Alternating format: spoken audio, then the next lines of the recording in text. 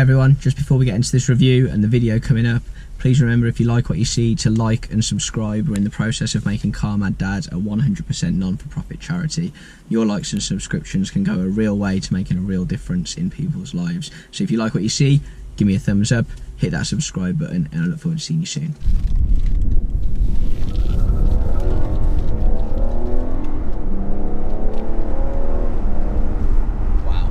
Hi everyone, welcome back to Car Mad Dad and a long-term review, and I do mean long-term review, of the BMW 640D Coupe. This model's a 2016 LCI, so life cycle injection for those of you who don't know BMW. Been in my care for, I say care, I don't think care is an accurate description of what I've done to this car, and has been in my ownership for 2 years now. The car had one owner before me. I picked it up with 5,000 miles on the clock. I stumbled across it at Rybrook before it got listed on the forecourt. I was out looking at 435s, 335s, M135s and lots of other alternative options, and this was sort of the wild card that got thrown at me. At the time I really wasn't interested in the 6 Series. I'd looked at them before, you know, they're stunning cars and I really do like the look of the car. Always have done, but I'd always counted it as way above what I could do affordability wise, and in actual fact, as is the case with diesel cars now, the depreciation on these was quite big. So I think this car was over £70,000 off the production line. The person who bought it wouldn't have paid that cash. I'd imagine they would have financed it with a deposit. I picked it up a year old with 5,000 miles on for £38,000 I think, which was a lot of money. In today, this car's done 32,000 miles, soon to be sold, will probably only sell for about £21,000, and now I think is the perfect time if you are thinking about buying one of these to buy one. Hence why I thought I would give you my experience of ownership of this car for the last 2 years.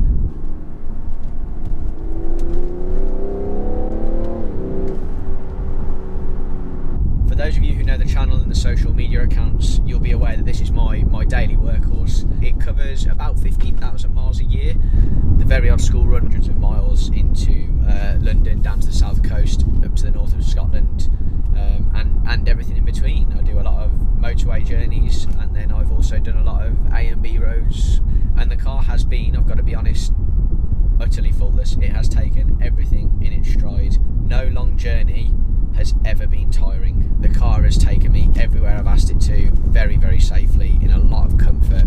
What this car does really, really well is cruise. It'll do 70 mile an hour down the motorway, doing 1,500 revs, and if you want to put your foot down to overtake something, or you do want to have some spirited driving, you know, these engines, twin turbos, absolutely motor. They will rocket you out of islands, junctions, down straight lines, through twisties as well. Really well. I've got to say the engine, I think, and the sort of setup of the 6 is a bit Jekyll and Hyde, and sometimes it catches me out. I'll drive this car a lot in Eco Pro mode, taking my time, never normally really in a rush. You know, I've got places to go, and I'd rather get there safely than fastly a lot of the time. Every now and then I will blip it into sport mode. You forget how fast and how capable this car really is, and it is a rocket ship. It doesn't make the noise of an M performance car. It's not a straight piped petrol. It's not an M140. It is just a very, very, very capable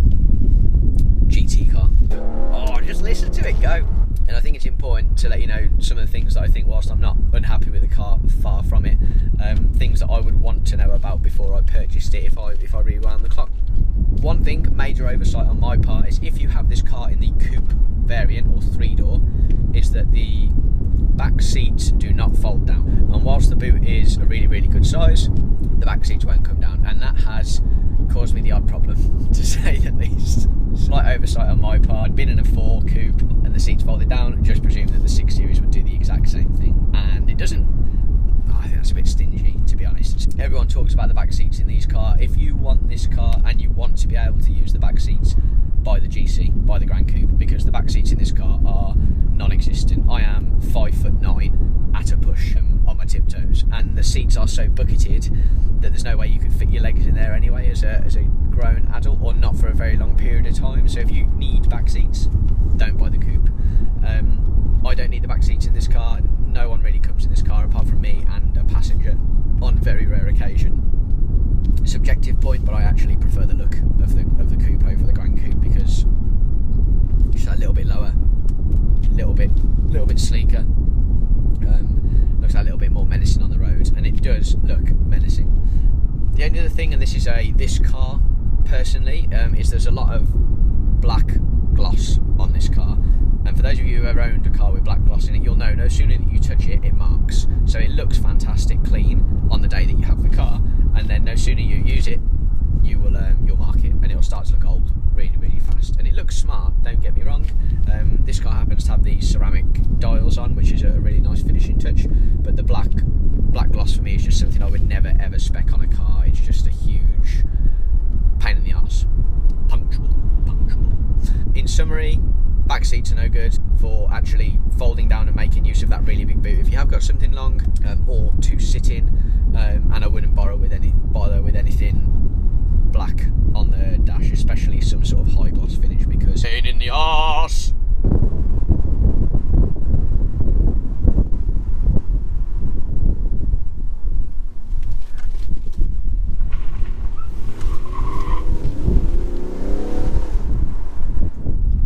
Now that we know what the car doesn't do well, let's talk about what it does do well, because that is a much longer, much more exciting list, and I'm going to demonstrate that now. Firstly, for a diesel, I think it sounds quite good. That is pumped into the cabin. Some people don't like that. I don't mind it. I can see why people wouldn't like it. You know, I can completely understand that.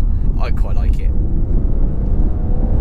The handling's fantastic. You know, it's a big car, the 6 Series, let's make no bones about it. The LCI took on a few improvements, so BMW are constantly improving their cars as they make them, for those of you who know the brand. This car in particular, unfortunately, doesn't have the adaptive suspension. A huge oversight from whoever ordered this car. They put everything on it with the exception of adaptive suspension, which is, you know, sacrilege as far as I'm concerned.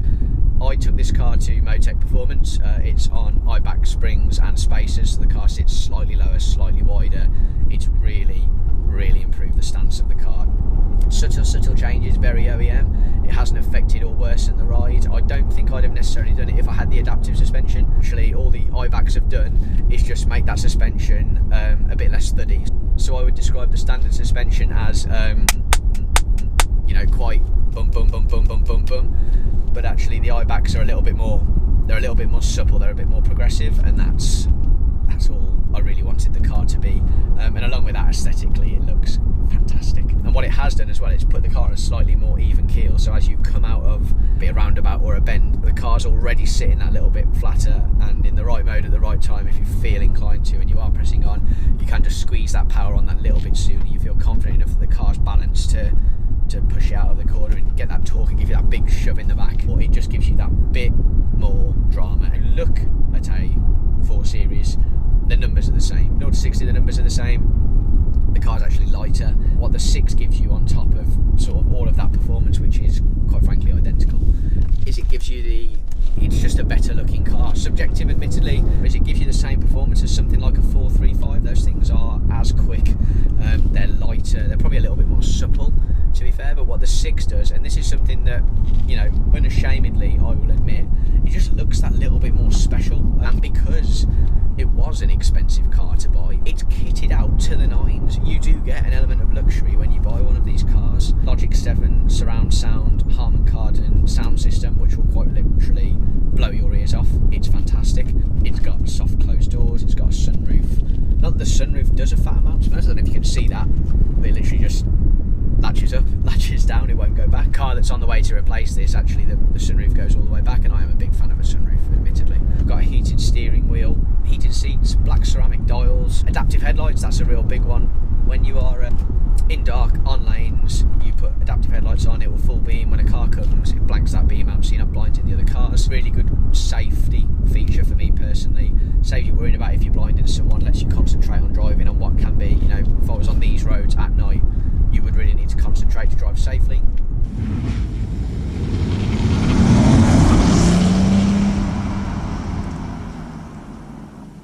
Right, let's talk about running costs. This car is relatively cheap to run for what it is, but it's not cheap to run full stop. This is not a Ford Fiesta, it's a premium, large GT car. They come with big parts, big wheels, 20-inch rims, run flat, low profile tyres. You know, the servicing at BMW is not cheap, far from it.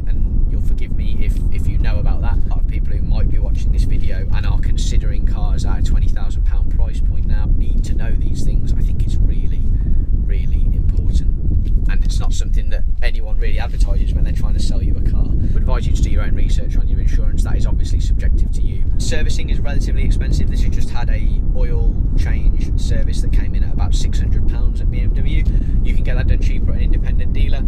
I've had this car maintained throughout at Rybrook. Keeps its full BMW service history.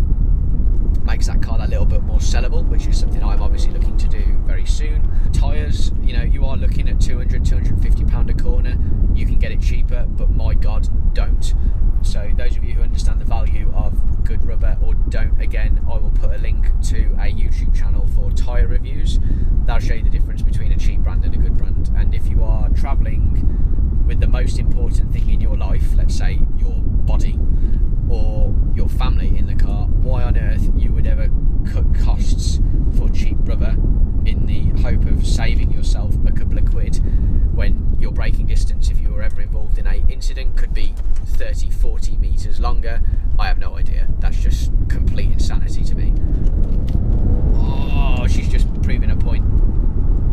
I knew there was a good reason I came on this road. It's absolutely incredible. It's just flown through its first MOT, so no advisories, no issues. The car's over 3 years old now. The petrol tank, or diesel tank, as the case may be, a good 70 litres and will easily get 550 to 700 miles out of a tank. If I'm just doing a week where I'm going in and out of the office for a couple of weeks in a row, which is very rare, do 550 out of a tank easy. If you did some spirited driving, that might be as low as 450, but I've never had that personally. I've never driven it long enough in that manner to get as low as 450 out of it. It's always had a bit of a cruise in the middle of. It's done as much as 700 out of a tank. Per gallons, if you drive it like I am now, I'm probably returning somewhere around 35 at a push. I've had it as high as over 50 into mid 50s on a motorway one up north where there was a lot of 50 mile an hour speed cameras. If you were doing 60 mile an hour for a long period of time, you would easily go into the 50s. My average on the way into work is about 45 and consists of 30 mile an hour into 50 mile an hour for a bit, into a 70 mile an hour, back down into a 50, back down into a 30 over 14 mile, and even then I can get, you know, half decent MPG, and the car's not even really warm. It's only about 20 minutes of a push. The longer the journey, the more it'll start coming into its own. For the performance that's on tap as well, and you will probably know the performance figures if you're researching the car better than I would off the top of my head. Sub 6 second 0 to 60 car, a good looking thing. I mean, listen to that. I drove this road only a couple of months back now to review the John Cooper Works Mini. The roof came off that car, which makes, I think the roof coming off any car makes it an awful lot of fun. But if you said to me, which car would you rather drive on this road? Yeah, actually, admittedly, it'd be the Mini. And I'll tell you which one would be faster. It'd be the 6, comfortably. Just accelerates so effortlessly in any situation. The torque, even low down, you know, there's no real turbo lag. There is turbo lag, but not like it should be. You know, it defies what should be capable from a big car like this. The engine is just so willing to rev, and that's not normal for a diesel engine like this. And that's the beauty of the 6 Series, is that it can do the sensible drive around, have your mother-in-law in the passenger seat, have a nice conversation, have nice music. You've got all the luxuries there. It will do cruising around all day long. It'll be a prom car. It'll arrive at a posh restaurant and look well in place on the car park. You wouldn't bat an eyelid at it. You know, it fits in perfectly in those sort of places. But then when you're on your own and the tyres are warm and the sun's shining and you want to put your foot down, it will entertain you, and that's the difference. You can do both in this car and it won't cost you the world, because the mile per gallon will still be good.